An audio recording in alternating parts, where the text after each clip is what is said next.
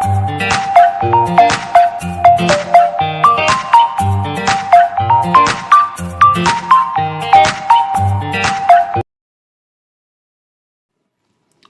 Everyone, स्वागत है आप सबका।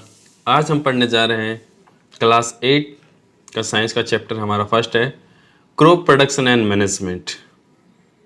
तो हम एनसीईआरटी बेस्ड है, तो हम लाइन टू लाइन पढ़ेंगे और एकदम अच्छे से पढ़ेंगे, तो आप ध्यान लगाकर पढ़ें। पहेली एंड बुझो। तो पहेली एंड बुझो दो कैरेक्टर हैं यहाँ पे जो आपस में बात करते हैं, हमारे साथ रिलेट करते हैं और हमारे लेसन के अंदर क्वेश्चन और आंसर करेंगे और जो हमें हमारे क्वेश्चन हेल्प पढ़ने में हेल्प करेंगे। तो Paheli and Boojho went to their uncle's house during the summer vacation. तो पहेली और बुझो है, जब समर वेकेशन हुई, गर्मियों की छुट्टियां हुई, तो घूमने के लिए वो अपने अंकल्स के हाउस गए थे। अभी हम लोग तो नहीं जा पा रहे हैं क्योंकि अपने कोरोना पेंडेमिक चल रहा है, तो हम घरों में पैक हैं, क्या करें, मजबूरी करना पड़ेगा।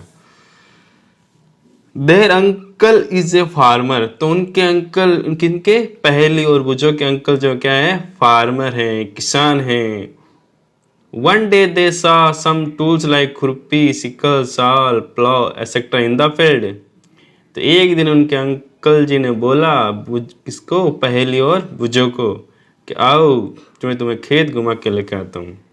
तो वो अंकल के खेत गए। वहाँ पे अंकल जी के जब खेत गए तो उन्होंने वहाँ पे कुछ टूल्स देखे जो वहाँ फार्म के रूप में, खेती के रूप में वहाँ पे काम आते थे।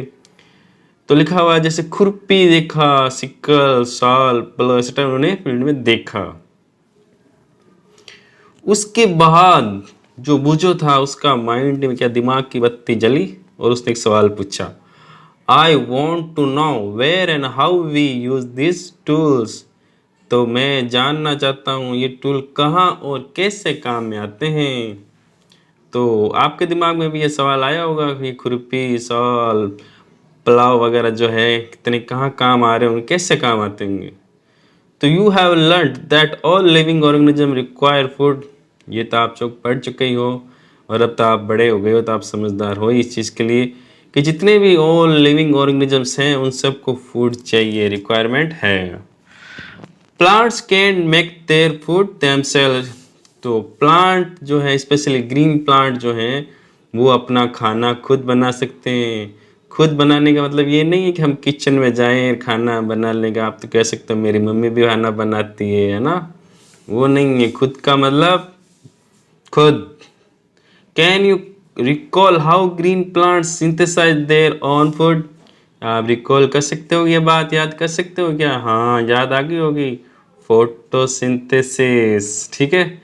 तो सारे जो ग्रीन प्लांट हैं वो क्या करते हैं, सनलाइट की प्रेजेंस में एटमॉस्फेयर से CO2 carbon dioxide gas obtain करके और रूट के द्वारा न्यूट्रिशन वाटर एब्जॉर्ब करके क्या कर लेते हैं, अपना जो खाना है, अपना जो फूड है वो खुद बना लेते हैं। तो उस प्रोसेस का नाम है photosynthesis. Animal including humans can not make their own food. तो एनिमल जिसके अंदर हम भी शामिल हैं, ह्यूमंस, आपको पता ही है। तो हम लोग जिस प्रकार प्लांट खाना बनाते हैं ना फोटोसिंथेसिस के प्रोसेस के द्वारा, तो वैसे हम अपना खाना नहीं बना सकते हैं। So where do animals get their food from. तो फिर बताओ एनिमल्स को खाना कहाँ से मिलता है। But first of all why do we have to eat food. Animals को खाना कहाँ से मिलता है या अपना खाना कहाँ से प्राप्त करते हैं, इससे पहले हम ये पता करना चाहते हैं कि हम खाना क्यों खाते हैं। You already know that the energy from food is utilised by organism for carrying out their various body function such as digestion, respiration, excretion. और ये तो सबको आपको पता ही है, हम जो ह्यूमंस हैं या एनिमल्स हैं, प्लांट्स हैं, जो भी लिविंग ऑर्गेनिजम्स हैं, वो बहुत सारी क्या करते हैं, एक्टिविटी करते हैं, उनकी बॉडी फंक्शन करते हैं, जैसे डाइजेशन है, रेस्पिरेशन है, एक्सक्रीशन है। तो हम लोग भी बहुत सारे काम करते हैं, हमें पता है, वॉकिंग, टॉकिंग, चैटिंग, एग्जाम में चीटिंग, है ना, मजाक कर रहा हूँ आप लोगों से। तो ये चीज़ें करते हैं, तो इन सब के लिए हमें क्या चाहिए, एनर्जी चाहिए। तो वी गेट और फूड फ्रॉम प्लांट्स और एनिमल और बोथ। तो ये जो एनर्जी हमें कहाँ से मिलती है, फूड से मिलती है, और हम जो फूड प्राप्त करते हैं या हमें जो फूड मिलता है वो प्लांट या एनिमल या फिर हम दोनों से क्या कर सकते हैं, एज ए फूड के रूप में इनको ले सकते हैं। सिंस, ये बोल रहा कौन, Boojho, since we all need food, how can we provide food to a large number of people in our country.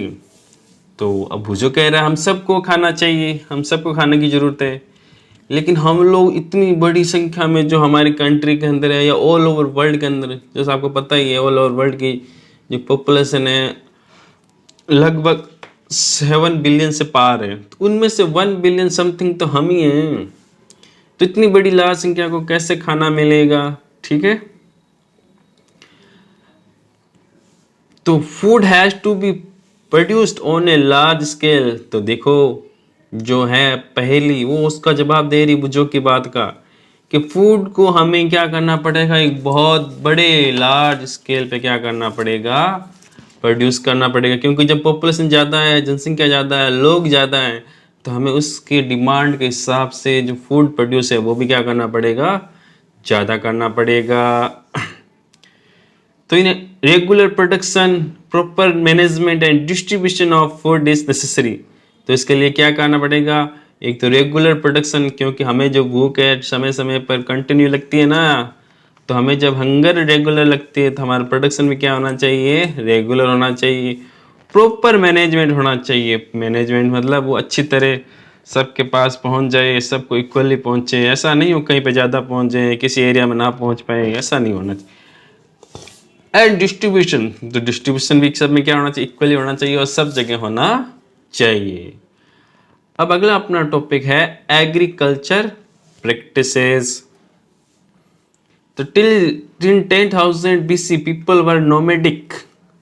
तो आज से कह रहे हैं 10,000 साल, मतलब ईसा पूर्व की बात बता रहे हैं। तो पीपल वर नोमेडिक थे, नोमेडिक का मतलब वो कहते हैं घुमक्कड़, इधर उधर घूमने में। They were wandering in groups from one place to place in search of food and shelter. तो फिर वो क्या करते थे, एक जगह से दूसरी जगह घूमते रहते थे, किसकी तलाश में, फूड और शेल्टर की, भोजन और शरण की। They ate raw fruits and vegetable. तो वो क्या करते थे, कच्चे फ्रूट और सब्जियां क्या करते थे, इनको खाते थे जहाँ उनको मिलती थी। And starting hunting for animals for food, और वो एनिमल्स का क्या करते थे, शिकार भी करते थे अपने खाने के लिए। Later they could cultivated land and produce rice, wheat and other food crops, thus we was born agriculture.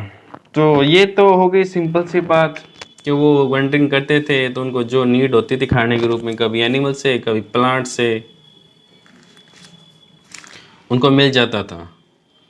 तो फिर उनको क्या हुआ कि फिर उनके धीरे धीरे, आपको पता है जिस प्रकार हम बड़े होते हैं हमारी समझ में, इसी प्रकार ह्यूमंस की भी क्या हो गई, धीरे धीरे जो अंडरस्टैंडिंग है, जो उसका माइंड थिंकिंग पावर वो बढ़ा, और उसने क्या करा, जो एग्रीकल्चर क्रॉप्स है या कहते हैं क्रॉप्स है, उनको एक जगह पे क्या करने लगे, उनको कल्टीवेट करने लगे उस लैंड पे, और वहाँ से उसने राइस व्हीट वगैरह क्या किए, प्रोड्यूस किए। इससे क्या हुआ, एग्रीकल्चर जो खेती है, कृषि का क्या हुआ, जन्म हुआ। अब बात कर लें व्हाट इज क्रॉप। तो when plants of the same kind are grown and cultivated at one place on a large scale, it is called a crop. तो बहुत सारे प्लांट, बहुत सारे मतलब सेम टाइप के होने चाहिए, नंबर में ज़्यादा हैं लेकिन सेम टाइप के प्लांट होने चाहिए, और उनको किसी भी एक लार्ज एरिया में क्या करा जाए, ग्रो करवाया जाए, कल्टिवेटेड कराया जाएगा, तब उसे क्या कहते हैं हम लोग, crop. For example crop of a wheat means that all the plants grown in a field are that of a wheat. तो इसका मतलब है कि जैसे मान लो गेहूं की फसल है, व्हीट की क्रॉप है, तो उसका मतलब ये हो गया कि उस पर्टिकुलर एरिया में एक बहुत बड़े लेवल पर, बहुत लार्ज स्केल पर, वहाँ पे सारे के सारे जो प्लांट्स हैं किसके हैं, वो व्हीट के हैं। अगर you already know that crops are different types of like cereals, vegetables, fruits, और ये आप सभी जानते ही हैं, ये क्रॉप्स बहुत सारे टाइप्स के होते हैं, सीरियल्स दानेदार अनाज, वेजिटेबल्स सब्जियां, फ्रूट्स फल। This can be classified on the basis of the season in which they grow. तो ये हम लोग सीजन के आधार पर, जैसे हमारे विंटर सीजन क्रॉप्स है तो विंटर वाली समर है, ऐसे। India is a vast country, तो इंडिया एक बहुत विशाल कंट्री है। The climatic condition like temperature, humidity and rainfall vary from one region to another. तो हमारी इंडिया आपको पता ही है, एज एरिया वाइज हम लोग आते हैं नंबर 7 पर। तो बहुत बड़ा एरिया है, लैंड है अपने पास। तो हमारा जो भारत है, हमारा जो प्यारा भारत है, वहाँ की जो क्लाइमेटिक कंडीशन लाइक जैसे टेम्परेचर, ह्यूमिडिटी, रेनफॉल सब जगह क्या अलग अलग है। एक एरिया से दूसरे एरिया में जाओगे, नॉर्थ टू साउथ जाओगे, ईस्ट से वेस्ट जाओगे, तब जो क्लाइमेटिक कंडीशन है सारी वो रीजनल कंडीशन क्या आ जाती है, चेंज हो जाती है। तो accordingly there is a rich variety of crops grown in different parts of the country. Despite the diversity, two broad cropping pattern can be identified. These are, तो अब हमारा जो देश है इतना बड़ा है, तो उसके जो क्लाइमेटिक कंडीशन है, ये रीजनल जो कंडीशन है, जियोग्राफिकल कंडीशन है, उन सब के आधार पर हमारे अलग अलग देश, अलग अलग एरिया के अंदर अलग अलग जो क्लाइमेटिक कंडीशन है, तो अलग अलग टाइप की क्या होती है, फसल ग्रो करवाई जाती है। तो उसी के आधार पर एक ब्रॉड लेवल पे, मतलब बड़े स्तर पर हम लोग अपनी जो भी क्रॉप सीजन है उसके या क्रॉप टाइप्स है, उसको हमने क्रॉप पैटर्न को 2 भागों में क्या हुआ, डिवाइड किया हुआ है। तो फर्स्ट ऑफ ऑल है खरीफ क्रॉप्स। तो the crops which are sown in the rainy season are called kharif crops. तो ऐसी क्रॉप्स जो क्या हो रेनी सीजन, तो रेनी सीजन कब स्टार्ट होता है याद करेंगे आप, जैसे जैसे अपनी स्कूलें स्टार्ट होती है, तो स्कूल अपने स्टार्ट होने का टाइम है जून जुलाई स्पेशली। तो उस समय आप देखो क्या होता है, बारिश आती है। सही बात सोचो, उस गर्मी का मौसम होता है, खूब बारिश आती है। इसका मतलब याद रखो, जब अपनी स्कूलें स्टार्ट होने वाली है तो उस समय अपने क्या होता है, खरीफ सीजन है। तो the rainy season in India is generally from June to September. तो आपको सबको पता ही, अपने भी बात की थी जस्ट, जो स्कूल खुलने वाले थे जून जुलाई वाला टाइम, तो उस समय क्या होता है, रेनी सीजन स्टार्ट होता है, लगभग 4 से 5 मंथ चलता है। तो जून जुलाई अगस्त सितंबर, तो हमारी खरीफ जो सीजन है कब चलेगी, जून to September. Paddy, maize, soybean, groundnut, cotton etcetera are kharif crops. ये कुछ खरीफ क्रॉप्स के एग्जाम्पल हैं। अगला है अपना rabi crops. The crops grown in the winter season are called rabi crops. तो अब जब सितंबर है, सितंबर के बाद क्या होगा आपको पता है, दीपावली का त्यौहार आने वाला होता है।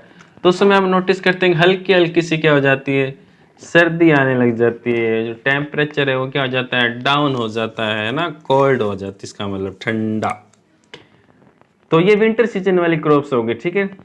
Their time period is generally from October to March. तो इनका जो टाइम पीरियड होता है मोस्टली अक्टूबर से लगा के मार्च तक। Example of rabi crops are wheat, gram, pea, mustard and linseed.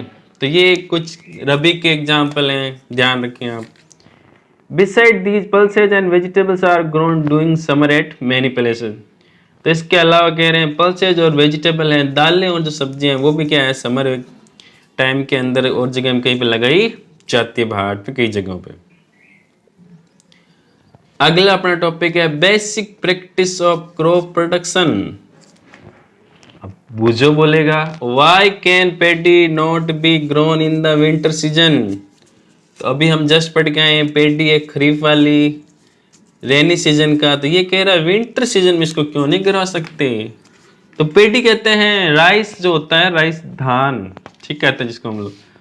तो राइस का छोटा सा प्लांट होता है, जिस धान का पौधा भी कहा जाता है हिंदी में। तो कह रहे उसको हम लोग विंटर सीजन के अंदर क्यों नहीं ग्रो करा सकते हैं।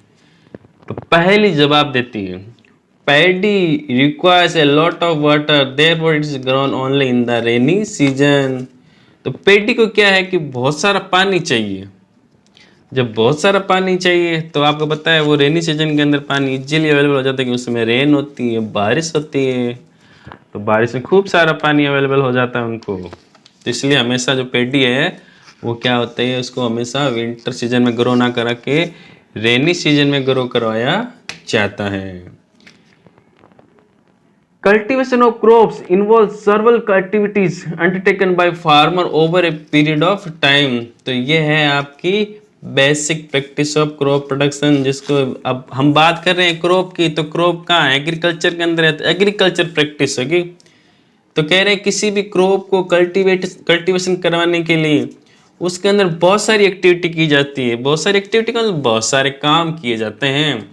अब हमें कोई क्रॉप लगानी है तो ऐसा है नहीं हम कहेंगे क्रॉप वीट की लगानी है, किसी की लगानी हमें, तो वो नाम लेने से या ऐसा कुछ ग्रो करने से तो होगी नहीं। उसके लिए हमें क्या होते हैं, बहुत सारे काम करने पड़ते हैं, बहुत सारी एक्टिविटीज़ करनी पड़ती हैं।